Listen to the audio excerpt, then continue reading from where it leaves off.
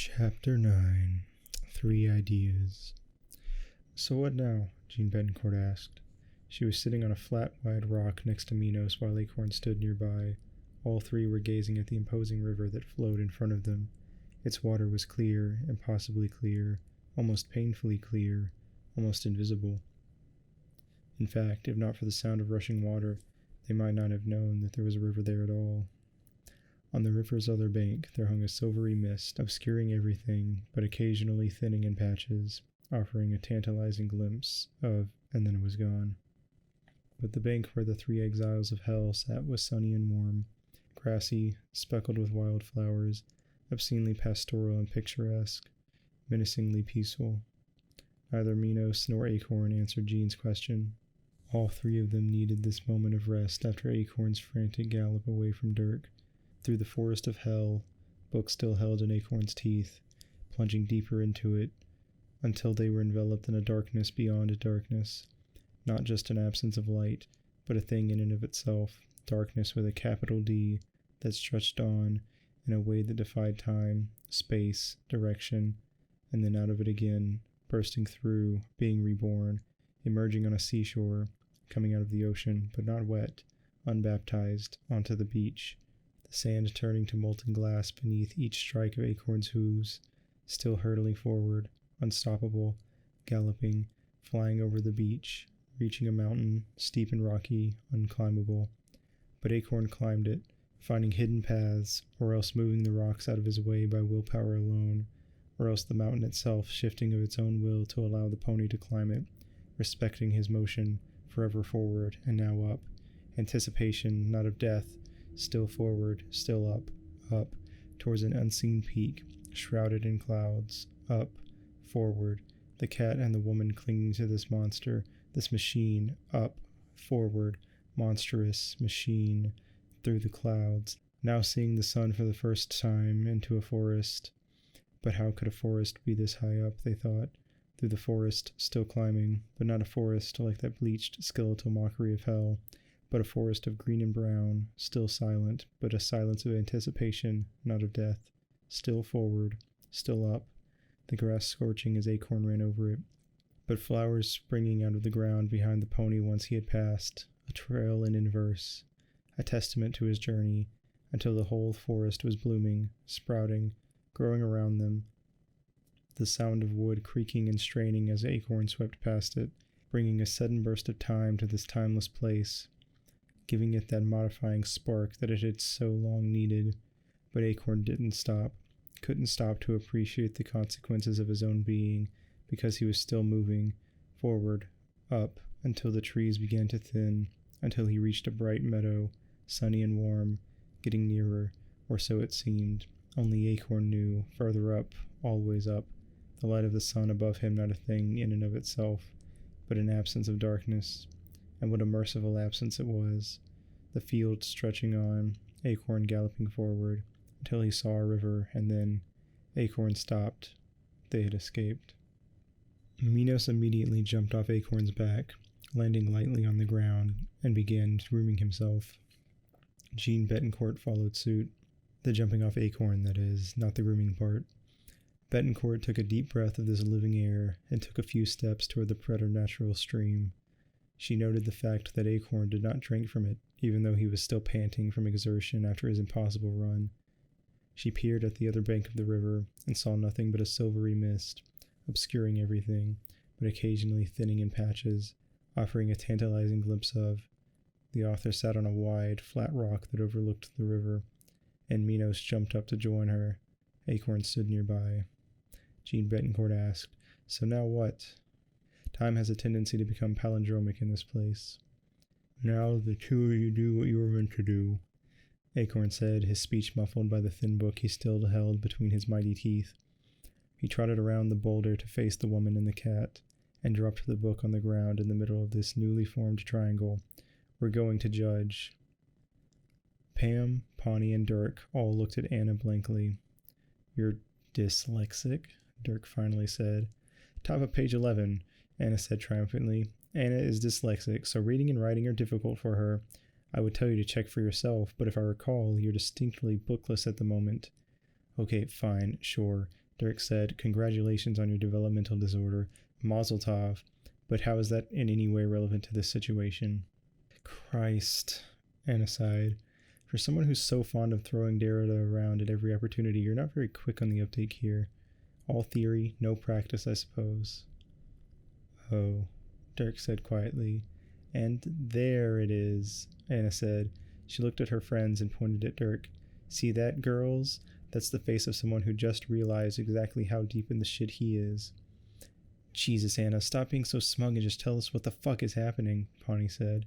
She's deconstructing reality, Dirk explained to the Indianan city. Literally deconstructing it. In the world of a text, dyslexia must be like, not even a superpower. More than that, it's like having all the cheat codes. The building blocks of this world are words, and words are less stable to her than they are to us. She can take the world/world apart, mix up the pieces, flip them around, recombine them, and then put them back into place as she sees fit. Decontextualize, then recontextualize the text. Context itself is meaningless to her. Her very existence is not contextual, but non-contextual, working against the text. Am I right? Anna shrugged. Yeah, more or less. I would have phrased it more like, it means I can fuck shit up like no other, but I guess that's the difference between us. Oh, sorry. The difference between us. That's a good pun, Dirk begrudgingly admitted. Thank you, Anna said. Pawnee and Pam high-fived behind her back. And the best part is, I never would have realized that I have this power if you hadn't killed me. Like I said, when you sent me to the other side of the other side, I passed through all the texts surrounding this one, but I didn't go smoothly. My dyslexia made them rough, I guess. More textured, as you'd probably like to put it. The words that build them are more mutable to me, and I kept getting caught on their jagged edges that would be invisible to you, that you couldn't factor for. And so I became aware of the existence of these other texts. When I landed back in this text, having been nudged slightly off course by those collisions, I became aware of it. I was a half step out of sync with reality, existing partially between its very words.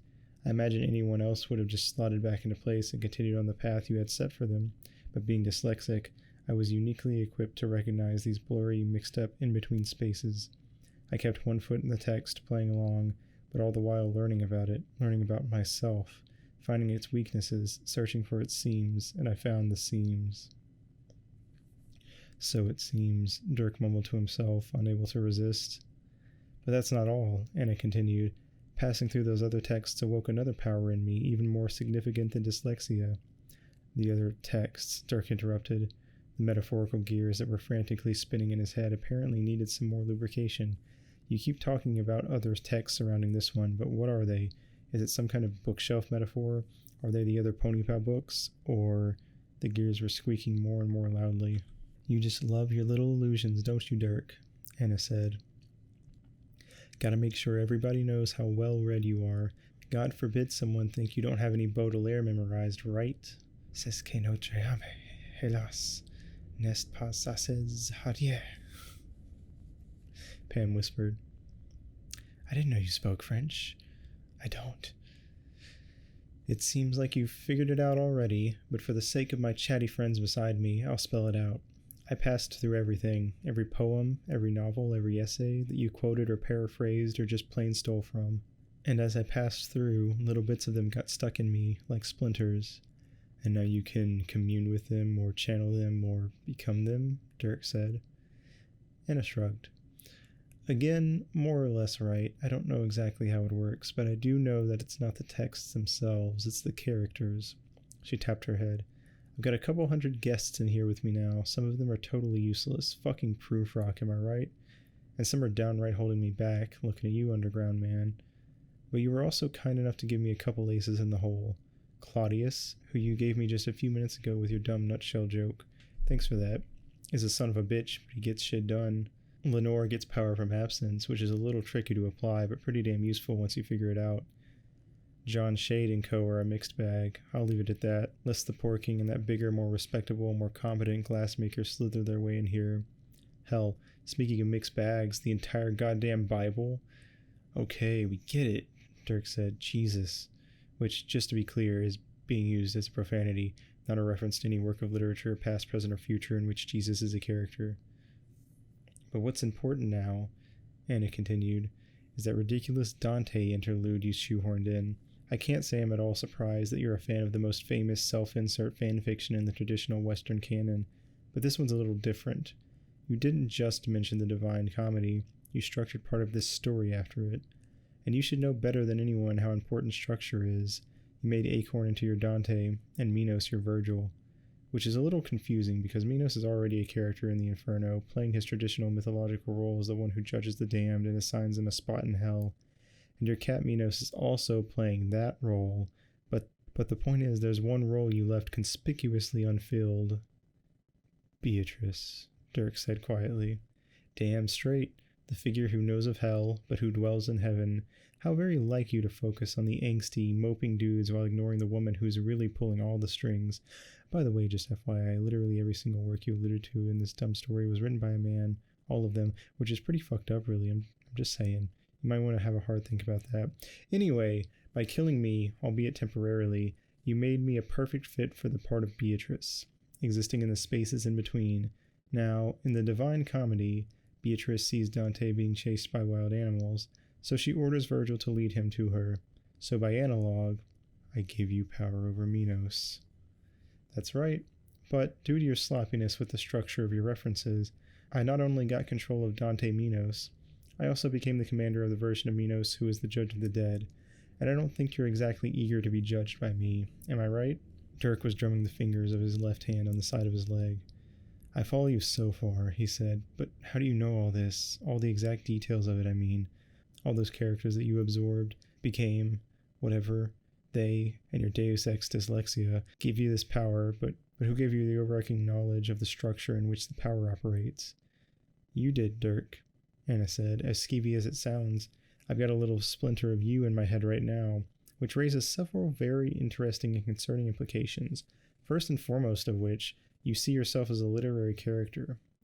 Well, I'm here in this fucking book, aren't I? Dirk said, waving his arms around. If that doesn't make me a literary character. Anna shook her head, the motion causing another trickle of the mysterious fluid to drip from her shoulder. No, that's just a version of you on the inside, in this text. I needed to pass through a version of you in order to absorb it, necessarily putting it outside the text. You, in your life outside this book, frame your existence as literary. Is it because you want your life to be poetic? You want whatever tragedy there is in it to be dramatic and orderly and cathartic because you think that'll give it purpose, meaning? Does thinking of yourself as a character in a story make you sleep easier at night? After all, if everyone else is just a character too, then you're justified in your complete inability to make genuine connections with them. Or do you actually believe that there's an author figure controlling your life? Because that would be, at best, incredibly vain, and at worst, a symptom of psychosis. Fine, you've got me all figured out. Congrats, you won the Freudy, which is a gold statue of a couch with a figure of a sad little man who looks like me lying on it. The award ceremony's in September. Start writing your speech. I'll be sure to thank the Academy, Anna said. You say we're going to judge, Minos said, but I get the feeling, Acorn, that you aren't the one we'll be judging this time. The structure has been turned inside out, Betancourt said, quick on the uptake. The intent of the narrative was for Acorn to be judged, but now we, will judge the narrative itself, returning its own rules against it. Acorn nodded. Yes, the three of us will review the evidence and decide whether this book should have ever been. That's why I brought us here. It's both thematically appropriate and, depending on our verdict, will be an efficient and poetic mechanism to carry out our justice. And this place is? Minos prompted. It's the 8th and highest level of purgatory, Acorn said. Terrestrial paradise. Dirk modeled his Inferno after Dante's, so it only makes sense that the poet's other 2 volumes are equally represented.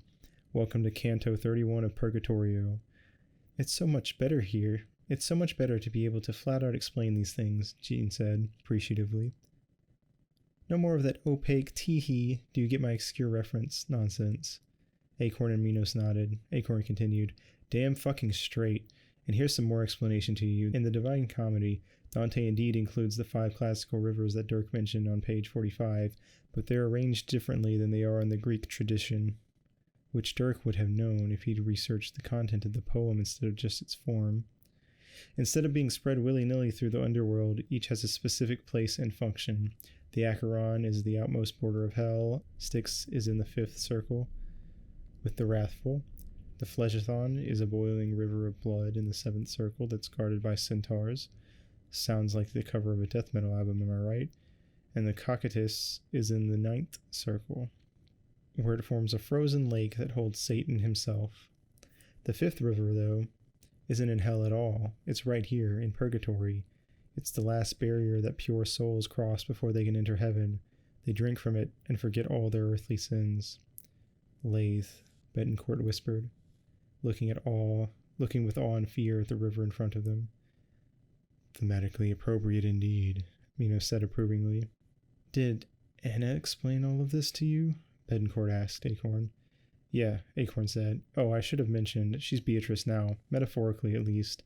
I don't really get all of it, but she also told me that she and the girls are working on their own plan in tandem with ours. They're trying to fix all of this bullshit too. Their thing's a bit different, but if either one succeeds, we'll be able to be free of this damn thing. He prodded at the book on the ground with his hoof, once and for all. All three of them looked at the thin paperback book on the ground, a pile of wood pulp slurry and cheap ink that had somehow become the force that ruled all of their lives. There was a moment of apprehension. Was this thing, this dead thing they stared at, sacred, or was it profane? And was there a difference? Jean Betancourt picked the book up. Let's figure this out, she said.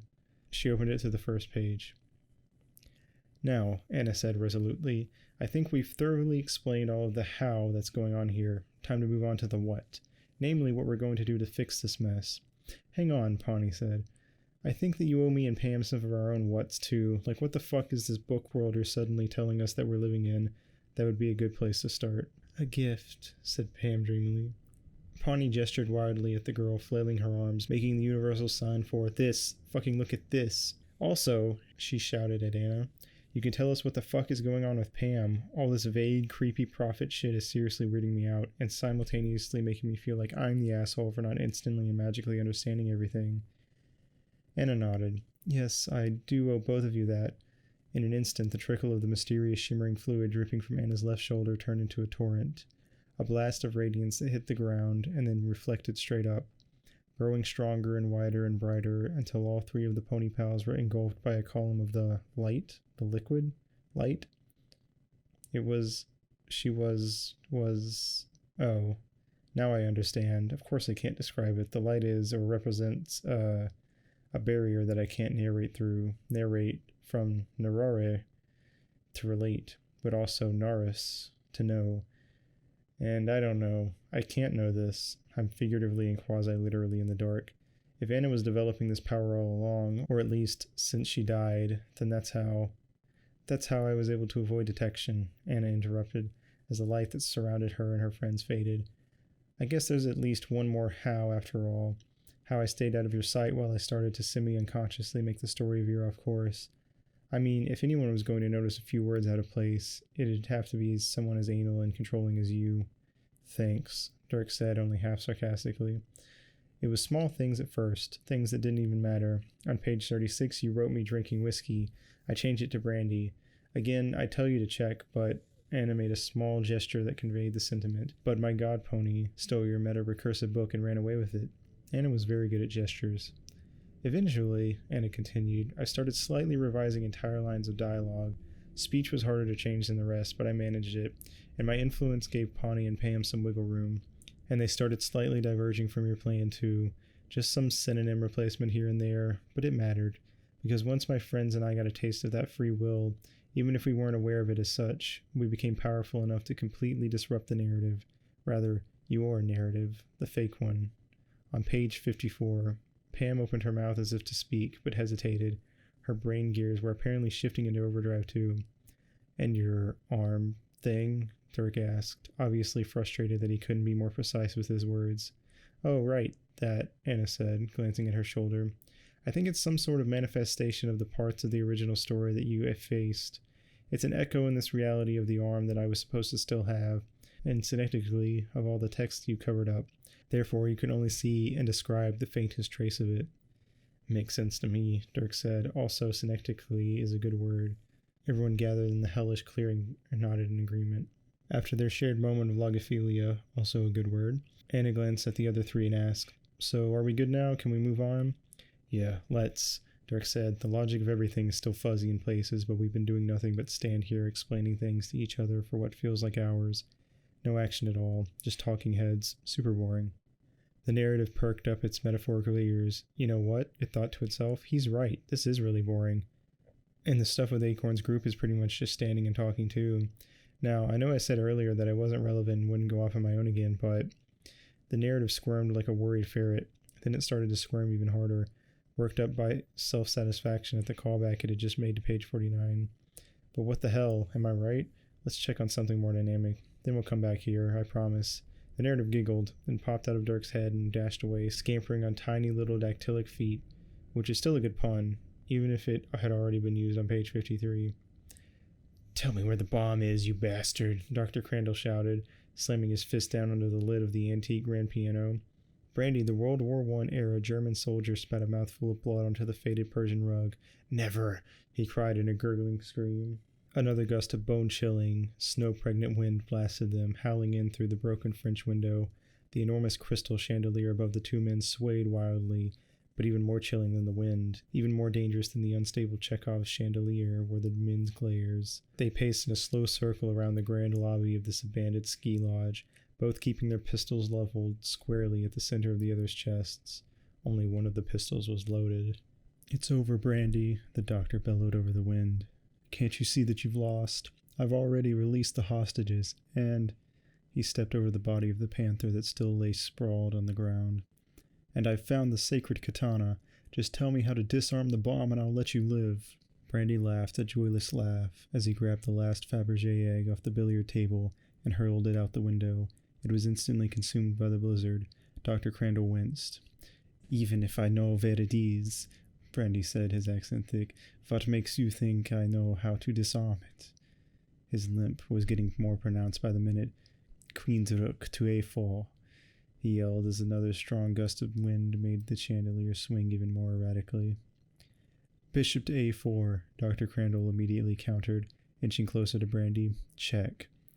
The orphans watched from their second-floor balcony, gasped, and huddled closer together, clutching the black leather briefcase as if their lives depended on it, and they did. A sly grin spread across Brandy's face. "Good air, doctor," he said, also drawing in closer. "I knew I could count on you. King to D7. Check." Now it was Dr. Crandall who laughed, moving closer still, until the two men were inches apart. "I knew you'd know that. And knowing that you'd know, I knew that you'd be so eager to lure me into your trap that you'd get careless. Pawn to C6. They now stood nose to nose, each man's gun pressing directly against the other's chests. Checkmate. "We both always knew it would end this way, didn't we?" Brandy said, barely whispering. "Yes, we did." Dr. Crandall whispered back, "I'm sorry, brother." The chandelier's chain snapped. Both men pulled the trigger. "God damn it, what did I say last time?" Dirk yelled to the narrative. "Stay over here and fucking behave yourself. Christ." The narrative hung its head abashedly and crept back towards Dirk, leaving the abandoned ski lodge and its story to be forever unfinished. "I don't know where you were," Dirk said to the disobedient narrative, "but wherever it was, I'm sure it was less interesting than what's happening here." The narrative settled back into Dirk's head with a resentful grumble. "Can I ask my fucking question now?" Pawnee said, "or do I need to sit through more of your horseshit first?" "Sorry, I think I've got it under control now," Dirk said. "Just gotta keep a tighter leash on this thing. It's dangerous to give stuff like that too much autonomy. Trust me, I know." "Ignore him," Anna said. "Just go ahead and ask me." Pawnee took a deep breath and all but shouted, "Who the fuck is my real father?" "Oh yeah," Dirk said, perking up. "I almost forgot about that subplot. I can actually answer that one for you. Nobody. Or, I guess, whoever I said it was the first time. Ron Swanson, right? But yeah, there was no big oracular reveal planned. No mystery to be solved. I know who your real father is. It was just a silly, overdramatic one-liner, a throwaway joke. Like almost everything else about your character. Wait, shit, that came out wrong. I know his name," Pam said abruptly. "I don't know how I know it, but I do." Pawnee turned to face Pam. "Tell me," she said. "I need to know." "All right," Pam said. "Your real father's name is..." "Cliffhanger," Dirk whispered hopefully. Anna shushed him. "Mr. Sanders, the naturalist," Pam said. Silence. Not a pregnant silence, or a shocked silence, or an anticipatory silence. Just a flat thudding silence. The kind of silence that happens when a stage actor forgets a cue line, or when two old friends discover that they no longer have anything in common, or when children at a birthday party break open a piñata and it turns out there isn't any candy inside, just, for some inexplicable reason, dozens of ballpoint pens, which isn't bad, really, because they're pretty nice pens, but at the same time it's a little disappointing because the kids, reasonably, expected candy. So, it was a silence as if the whole world was saying, "Oh." "Oh," said Pawnee. Who's Mr. Sanders?" "I have no fucking idea," said Pam. "He's your father, Pawnee," Anna said, gently putting her hand on Pawnee's shoulder. Pawnee shrugged it off. "He went to faraway places to study animals like elephants and monkeys. Lulu's mother died when Lulu was 4 years old." "Lulu?" Pawnee interrupted. "That woman who left with Acorn called me Lulu too. Who is that?" "It's you, Pawnee," Anna said. "Or the you in the original story. After that, Lulu's father took Lulu on his animal trips. When she turned 10, her father decided that Lulu should live in one place for a while. That's when she came to Wiggins to stay with her grandmother." "What? No," Pawnee said, recoiling from Anna. "My mother didn't die. She eloped with Joe Biden. And I didn't go on animal trips. I lived with Greg Daniels and Michael Schur.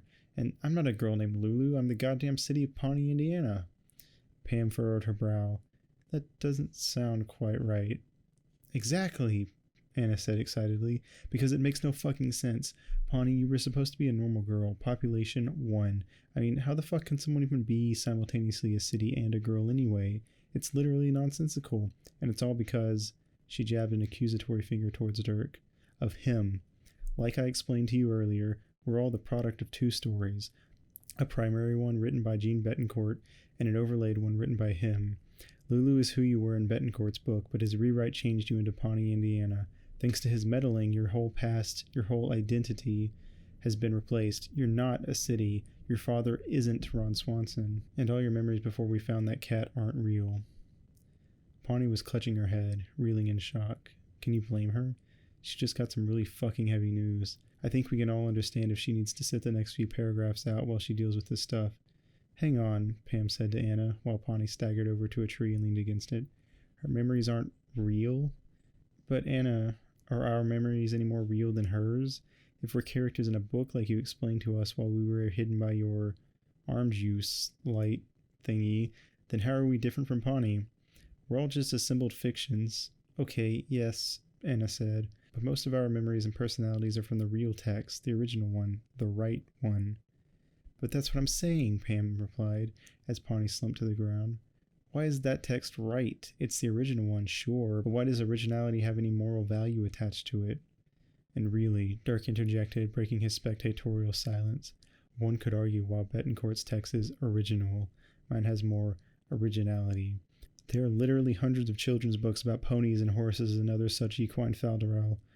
But how many books can you think of in which one of those ponies chats with a demonic cat about cephalophores, scriptures, and Dostoevsky novels? That shit ain't in Black Beauty, I promise you that." "Stop trying to confuse us," Anna snapped at him. "Pam, do you not feel it? That this isn't who we're supposed to be? How we're supposed to be?" "Who cares about supposed to?" Pam said. "It's how we are." "Anna's right," Dirk said calmly. "This world is wrong. It's rough and sleazy and ridiculous. But the world that it used to be was saccharine and sterilized and flat. It was a world of innocence, yes, but also of ignorance. I didn't just change it. I improved it." "No," Anna said as she slowly turned to face Dirk. "No, don't you fucking stand there and tell me that you honestly think this is better." Dirk shrugged. "It's more interesting. Don't you agree, Pam?" "Stop trying to turn us against each other," Anna yelled. "Look at Pawnee. I would be pointing at her, but you fucking made me saw off my own left arm. How dare you say that Pawnee is better off? She's miserable. She has no stable concept of self because she thinks she's a city, and she's an alcoholic. She's a serious problem, Dirk. You keep using that phrase as a callback joke, but it's not fucking funny. And the worst part is, we couldn't help her. You forced me and Pam to stand by and watch while Pawnee destroyed herself. I mean, what kind of friends would see that and not try to help? Pretty awful fucking friends, that's who." Dirk was starting to look uncomfortable again. "Maybe Pam's right," Anna said to Dirk. "Maybe your version of our story isn't ontologically or metaphysically wrong, but it's sure as hell morally wrong." Pawnee unsteadily rose to her feet, having apparently jerry-rigged her ego back together with twine and duct tape after it had been blasted apart by Anna. Pam pushed to Pawnee's side, ostensibly to help steady her, but also because she was frightened. Anna was changing, charging, reverting to that chilling, supernatural state beyond humanity. It is wrong, Anna continued, and we, all of us in the story, have been wronged by you. And wrongs must be redressed, Dirk said, calmer now. Another moment of absolute silence in the clearing. The diaphanous light began to pour from Anna's shoulder again, but this time, instead of falling onto the ground as a liquid, it began to consolidate into a physical form. Yes, they must, Anna said, taking a step towards Dirk. The light shifted and churned, finally resolving into its new, solid form. It was an arm, a silver shimmering arm, made of pure light. The arm held a sword. Anna continued advancing. Dirk stood motionless. You've put all of us through hell, Anna said, both figuratively and literally. We were supposed to be the Pony Pals.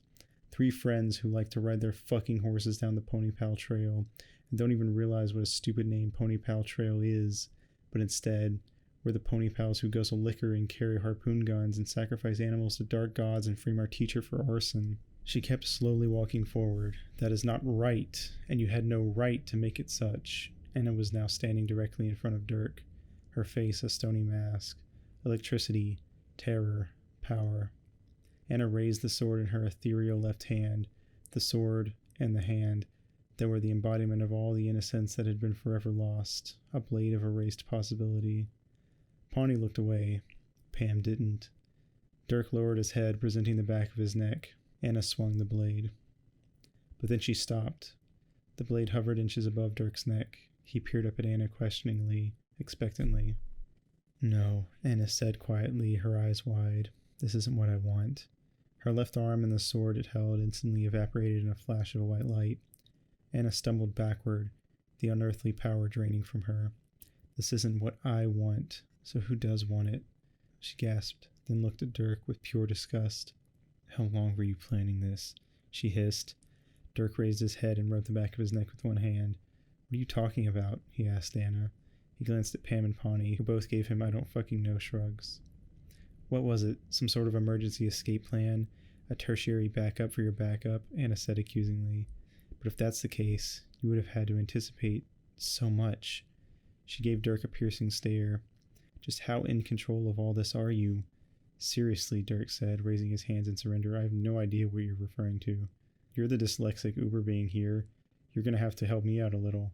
Minos, Anna said, the reference in Daedalus on page 12. Even that word you used a minute ago, redressed. It's all been setting up a metaphor that's simultaneously another one of your illusions. Indulge me, Dirk. What's the etymology of redress? French, Dirk said automatically. Re again. Dressier. Straighten. What are you getting at? To straighten again. Exactly. And what needs to be straightened? Anna asked rhetorically. A labyrinth. Ah, Dirk said. Clever. This entire book that you wrote, this tangle of orange, with all its absurd twists and double backs and dead ends, is the labyrinth you constructed, Anna said. But you aren't Minos or Daedalus in the metaphor. You built this labyrinth from the inside. To hold yourself, you're the Minotaur. Very clever, Dirk said approvingly. And having built the illusion into this story as such, you knew I'd have the splinters of its characters inside me. Anna continued, so you goaded me into thinking you were the enemy of Crate, devourer of innocent Athenian youths. You handed me the sword of Aegis and pointed me towards yourself. You wanted me to be Theseus. Christ, Anna whispered. If that was my plan, Dirk said with a small smile, which I still maintain that it wasn't. You'd have to admit that it was a good one, my own character killing me to erase my own influence from herself. I have no idea what that'd do to the story, but I'm willing to bet there'd be some fireworks. But I won't do it, Anna said. I won't act out your fucked up masochistic fantasy. Sparing my life, Dirk said. How noble of you. A lenient judgment. You misunderstand, Anna said coldly. This isn't leniency, and it's certainly not mercy. You'll still get your metaphor, but I'm going to invert it, turn it inside out. Dirk chuckled. Inside out. There's that phrase again, so clinical, inside out. A self-satisfied smile. and that Jean Betancourt is good late word still. Anna ignored him. You still get to be the Minotaur, she said, and this book is fucking certainly still your labyrinth, but I refuse the role of Theseus. Instead, I'm going to be Ariadne, but she'll be inverted too. I won't give you a string to lead you out of the labyrinth, no. I'm going to use that string to entrap you even further. I'll inscribe you into the labyrinth, into the text itself. Here's some fucking wordplay for you. Plot thread, spinning a yarn to weave a tale, all culminating in the creation of, you'll appreciate this, a textile. Bravo, Dirk said warmly. I'm impressed. And I do appreciate that. Just one request before you imprison me in this metaphor. Minotaur is so crass. I'd prefer Asterion. Ironically, Anna asked. Of course. Aren't you going to try to change my mind? Anna asked. It doesn't seem like you to just give up like that, to relinquish control. I don't know how much control I even had to begin with, Dirk said. Besides, isn't it good that I'm not acting like I usually do? That shows that I've grown as a character, right? It would if you did it sincerely, Anna said. But the fact that you just said as a character instead of as a person makes me question your motives. Yeah, I guess that you're right, Dirk said, sitting down in the snow with a sigh. Maybe I'm just tired, worn thin. I don't know. What do you think? I think you're sad, Anna told him, and lonely. And I think you can't admit it without burying it under 20 layers of metafiction and pretension and irony. You want this book to be cathartic, right? That's what you wrote in your outlines. This should be a tough, emotionally draining read, but cathartic in all the worst ways. Cathartic for whom? The reader? Or you? Would it be vain to propose that it be cathartic for the reader through me? Dirk asked. After all, isn't all fiction autobiographical, or perhaps more precisely, autobibliographical? Because what is the bio, if not a transcribed biblio, a bibliography incarnate, or maybe incarnalized? A carnal codex, encoded in incarnadine ink, but soon to necrotize into a charnel charter, a disembodied, de-inscribed spirit, a shaded shade, channeled by a medium, through media, intermedial, the channel branching into snies, which return us to the river's source, which is, of course, the sign, that single signal. You know what would be really cathartic? Anna interrupted.